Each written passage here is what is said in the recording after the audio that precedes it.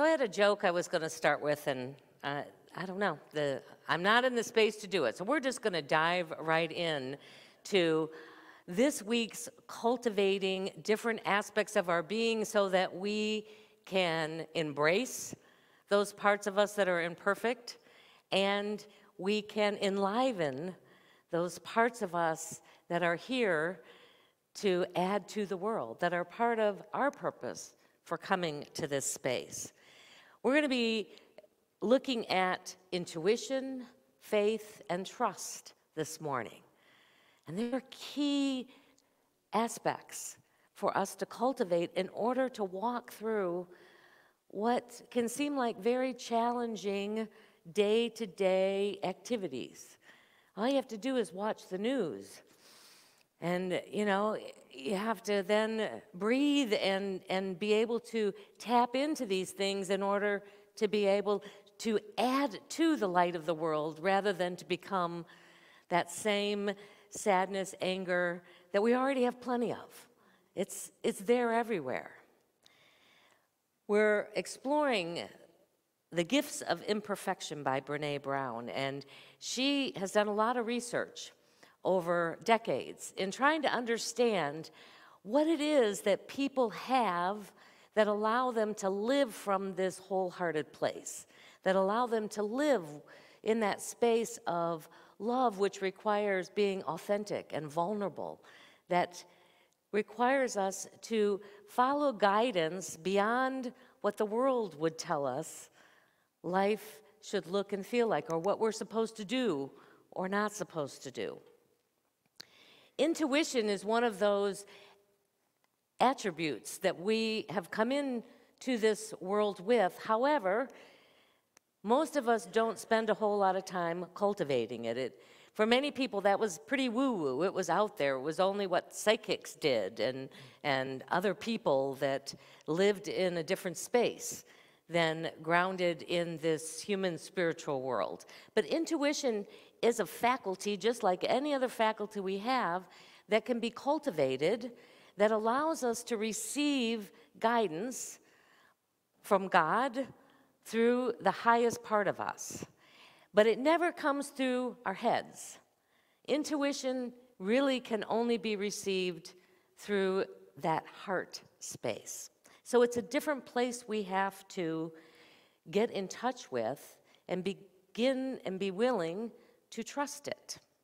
It's not always easy to do because oftentimes our intuitive thoughts are things outside of the norm, are things outside of what our reason would tell us we should be thinking or doing or being or having. It is independent of the reasoning system, although then we can take that faculty to help us put some form around this intuitive guidance. And what she discovered was the people who were able to live wholeheartely had developed this ability to follow their intuitive guidance. Some people call it your gut. It's that little inklings that you get, the nudges that you get, sometimes the 2x4s that you get that say, this is next. This is the path you should follow. Give this person a call. Have you ever had that where you've gotten that feeling, oh, I should give so-and-so a call, and then you call them and they said, oh my God, I'm so glad you called because this has just happened. It shows up in our lives, but a lot of times we slough it off in our logic as that it's just coincidence that these things happen like that. But I don't believe in coincidences. So intuition is not really a single way of knowing. It is our ability to hold space for uncertainty. That's usually one of the hardest parts. Our mind, our reasoning wants to make it very solid in its form. But intuition, we're not always in that place of solid knowing. We are unclear sometimes. It's a little nebulous out there. It is our willingness to trust that. And it is also taking into account knowledge and insight and instinct and experience. All of those things and even reason go into our whole intuitive abilities. Sometimes our gut may tell us where to go, and at other times it may say, stop, gather more information. That's usually the tough one for me, because I'm a doer. So it's like, tell me what to do and I'll go do it. But if it's like, no, it's time to just be, it's time to continue to just be open to the different kinds of guidance that comes. What often gets in the way, at least for me, of following our intuition is our need for certainty. Any of you ever went, no, I need to know a little more clearly that this is what, or the direction I'm supposed to go? And for the author, when we're in that place of uncertainty, her red flag is this: she starts polling people. Have you ever done that? You've had a big decision to make, and then you get this gut that says, oh, we're going to do this. But that part of you that's uncertain and is uncomfortable with that will start going, well, you know, I'm thinking of doing this. What do you think? And we start asking different people for their input so that we can feel a little more sense of security, a little more sense of certainty. We want assurance that other folks who we think, you know, have good sense and knowledge are in agreement with us, or we want somebody else to blame if it doesn't work out. Well, so-and-so told me to do that. And I think sometimes people in the more traditional role of Christianity, that's how they deal with their uncertainty. It's like, well, I'm told I got to do X, Y, and Z in order to get to heaven. And if it's wrong, it's their fault, because all I was doing was following what they told me. When being in the question feels really uncomfortable, then our reaction is often to ignore our gut and to charge ahead forward rather than slowing down and getting information. We just want to make something happen. This being in the unknown is way too uncomfortable, so I'm just going to do something, even if it's the wrong thing.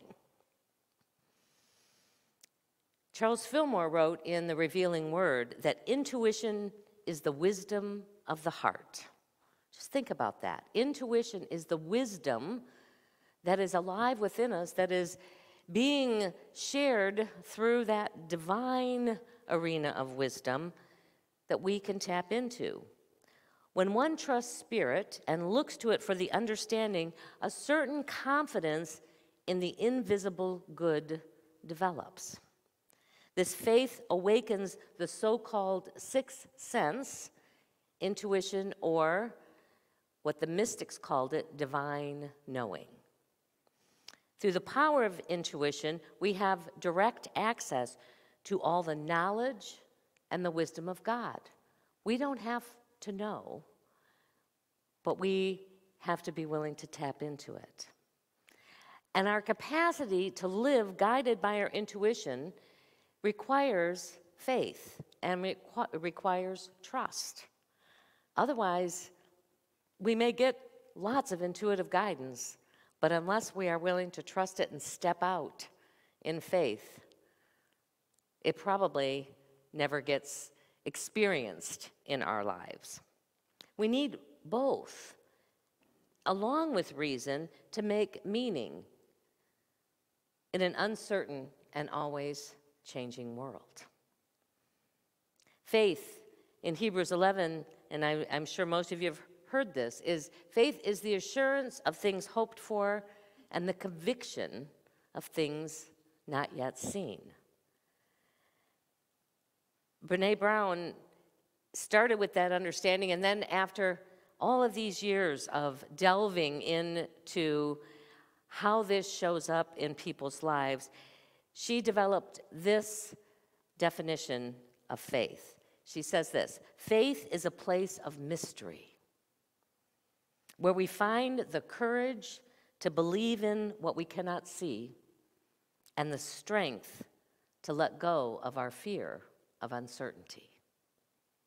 I want you to hear that again. Faith is a place of mystery, So we have to embrace that mystery, where we find the courage to believe in what we cannot see and the strength to let go of the fear that we oftentimes feel when we're in that space of uncertainty.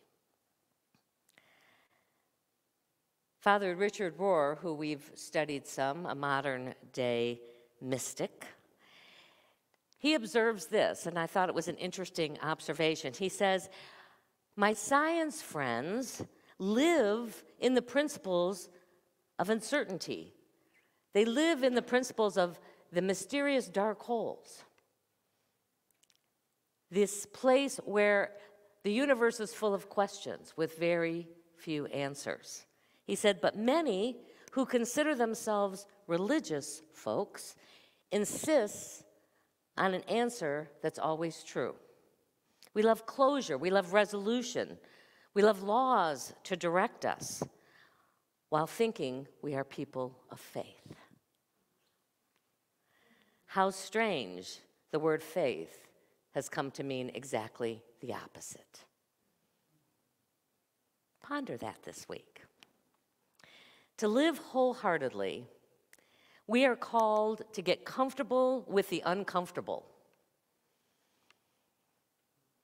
It's not an easy thing to do, but to be, I call it living in the question.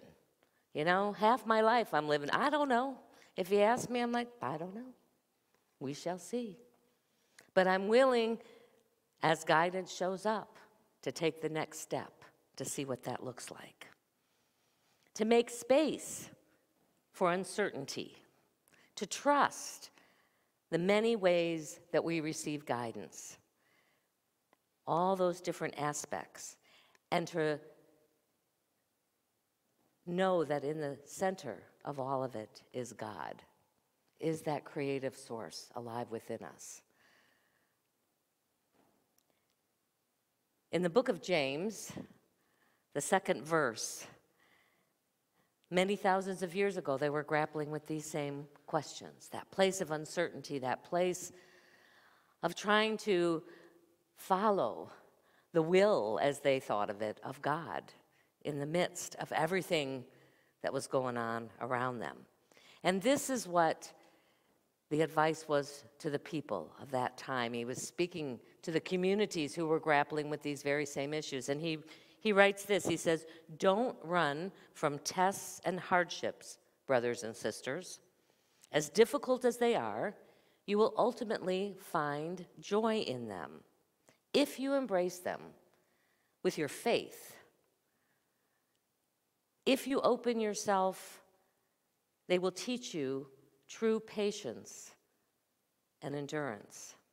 And true patience brought on by endurance will equip you to complete the long journey and cross the finish line, mature, complete, and wanting nothing.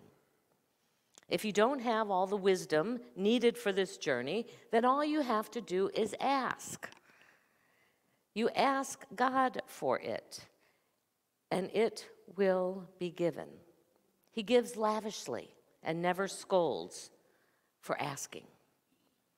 The key is that your request must be anchored by your single-minded commitment to walking this journey with love. Those who depend only on their judgment are like those last, I'm going to have to read my own printing here. Those who demand only their judgment are like those lost on the seas, carried away by any wave or picked up by any wind. It's amazing how things have changed so drastically, and yet things remain the same. The challenges and the purpose of our lives, while in a totally different environment, are really not all that different than those who were initially on this journey. So we're going to move into a time of meditation so that we can, in this moment, see if we can cultivate and practice a little bit more of that intuitive guidance within us. So as you kind of just get settled in where you are, closing your eyes if that's comfortable for you, or just maybe focusing on some point in the room. Bringing all of your attention into this now moment.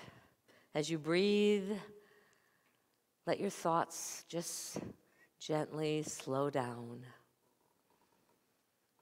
And as you breathe in again, bring your attention into your heart space. In fact, see if you can imagine that thinking, reasoning part of you that we focus and call our brains. Begin to slowly sink down from your head until it gently comes to rest in your heart space.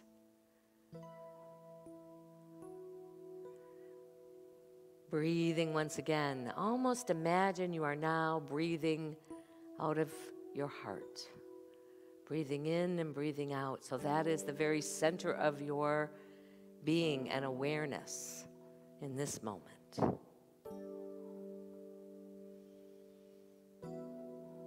And I invite you to just bring a question, maybe something that you've been seeking some answers around, looking for some clarity about,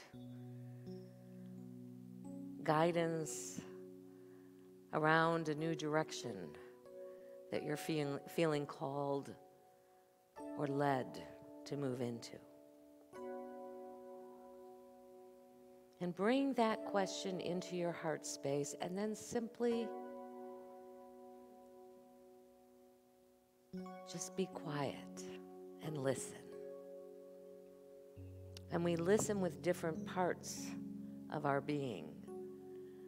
Sometimes we can observe our body talking to us.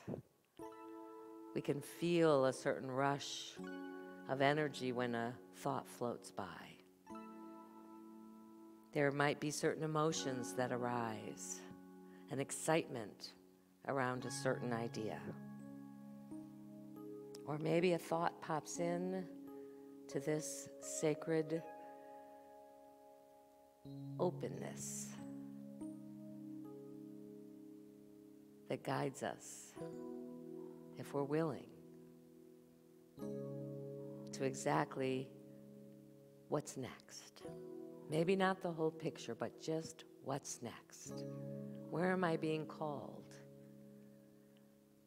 Or perhaps you might get that time to slow down and gather more information.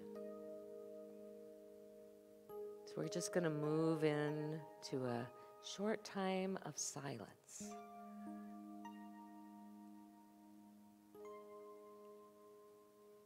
And listen.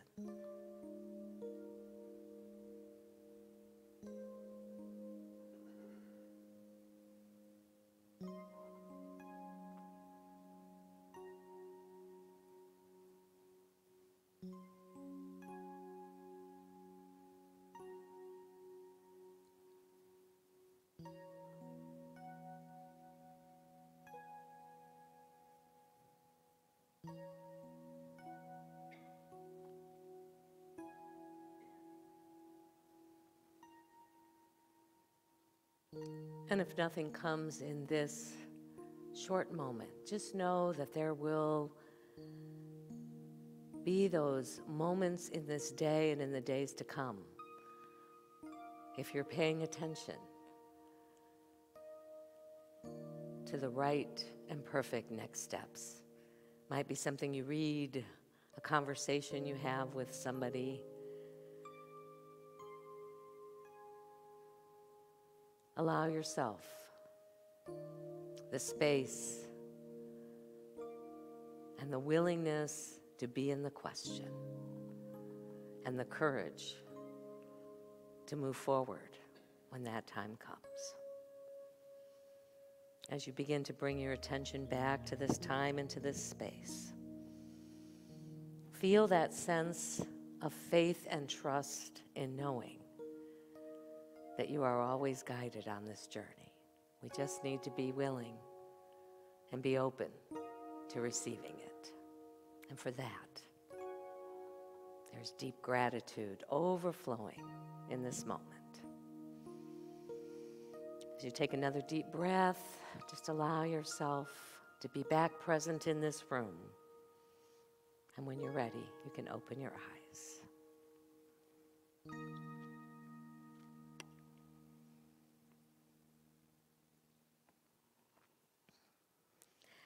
You know, as I was sitting, I have to stay present in I can't go too far off because I need to be present here with you, guiding it. But I've done a lot based on intuitive choices. And I usually don't discuss them with too many people because they think I'm crazy. But I say, I'm going to do this. I'm going to move there. I'm going to try this. But what I did notice and become aware of, that especially those bigger things, whenever I get that intuitive guidance, how it shows up for me, I'm always waiting at least for a period of time to sit with it. Usually, there's a little bit of resistance going on in me. There's reasons why. My brain tells me there's reasons why, no, we can't do it that way. And I'll sit with it, sometimes weeks, and sometimes even a month or two until I'm solid in it.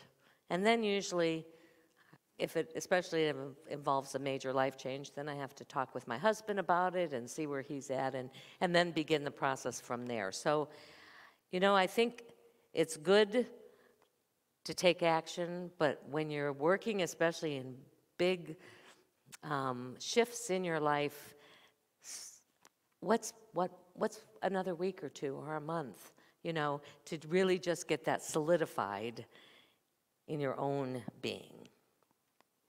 To cultivate this life led by intuition and led with a trust and a faith, we must learn, as I said earlier, to be okay with uncertainty.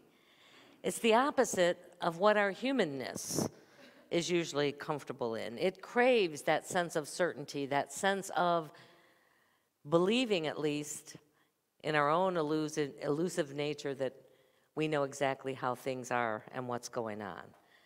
And we have to recognize that fear and vulnerability and anxiety may arise as part of this, and that's okay.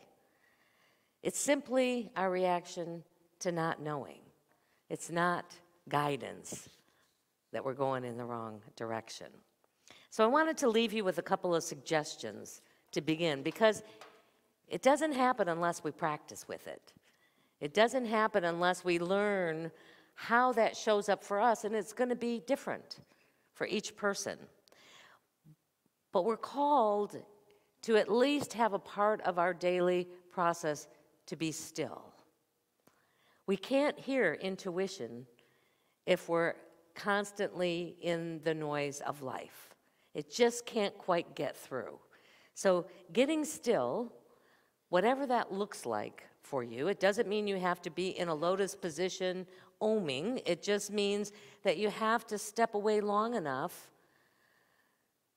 to just take stock of what's happening within and hopefully breathe and find a way to get that parasympathetic nerve system operating so that you have access to other parts of what's going on, not just that part of you that's always looking to see what it needs to do to protect and be safe in this world. Finding some way, whatever that is. For some people, it's in the shower, you know? It's that moment. And just, you can still be, your body knows how to wash itself, you know, intuitively. It will take, or out of practice, but just use that space or some other space in your life. The car is not a good place to do. I used to try and practice in the car. It's not a good place to do it.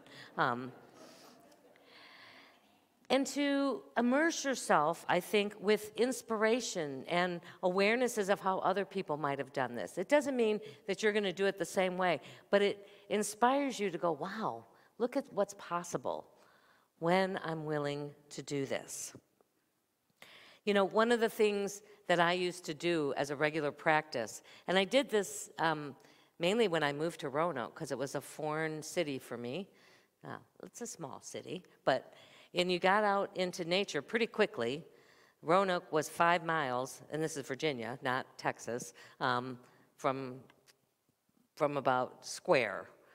That was the whole city, and then you were out in the country. I used to, on my day off, just get in the car and drive. I had no idea where I was going. I had no agenda, no plans, and I'd just see what unfolded in the day. When I got a little intuitive nudge, I should stop here for lunch, or let's go into this park, or let's walk this trail.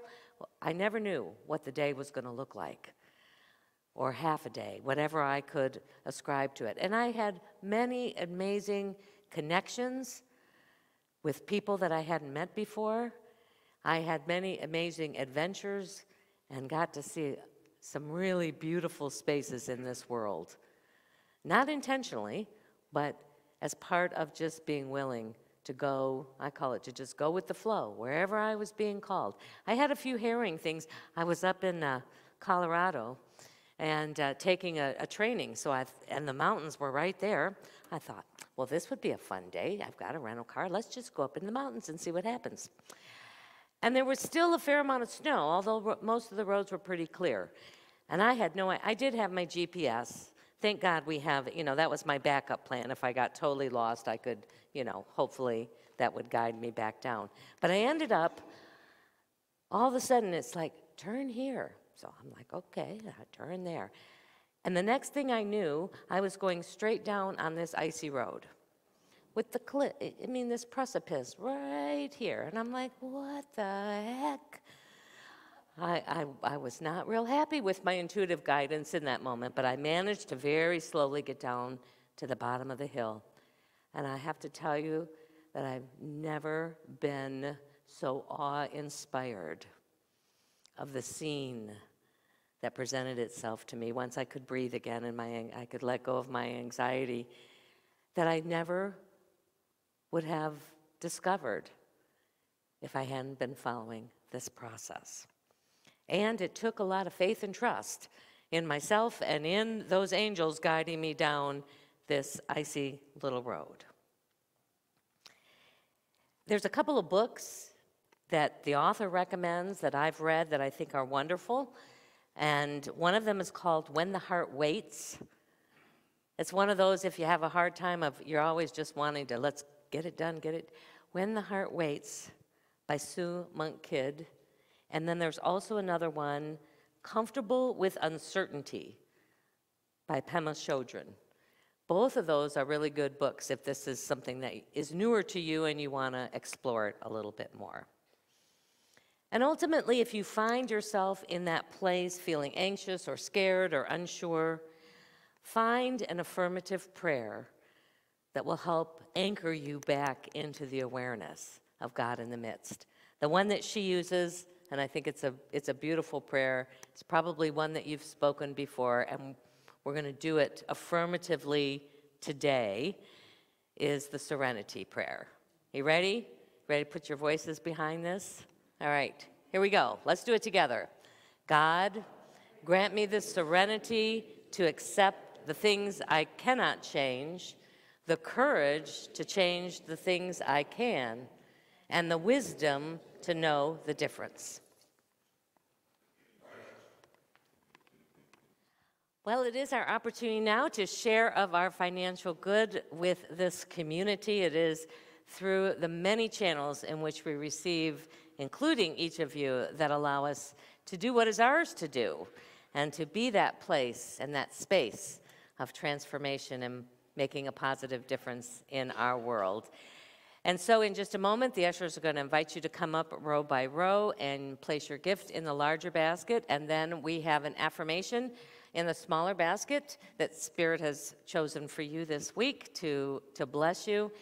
Yes, if you give through our committed giving program, we've got little cards in there, or this is just not your Sunday to share. You can bring that and drop them in, or I like to just add my energy to the basket, knowing as I give through these other forms, that energy flows in and through this ministry. So let us take our gifts or the energy of those gifts into our hands and into our hearts and bless them together. Divine love, through me, blesses and multiplies all that I have, all that I give, and all that I receive. Thank you, Father, Mother God.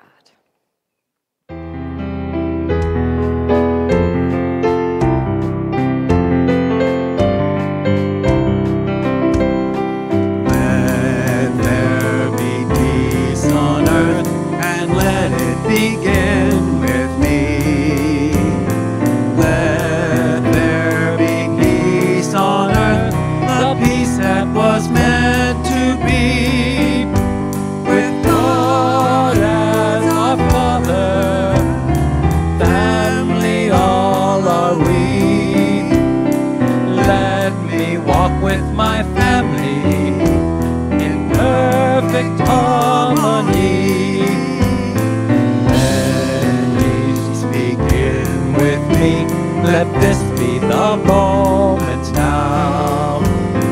With every step I take, let this be my joyous vow, to take each moment and live each moment in peace eternally.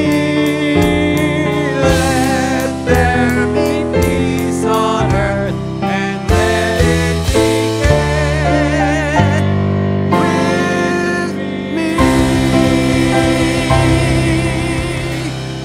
And so as we go into this day, into this week, living by that place where we are guided through our intuition and trusting and having that faith that we are leading, it is leading us to somewhere good. We go, knowing our prayer for protection. Together, the light of God surrounds us. I am the light of God. The love of God enfolds us. I am the love of God. The power of God protects us. I am the power of God. The presence of God watches over us. I am the presence of God. Wherever we are, God is, and all is well. Join us for some lunch.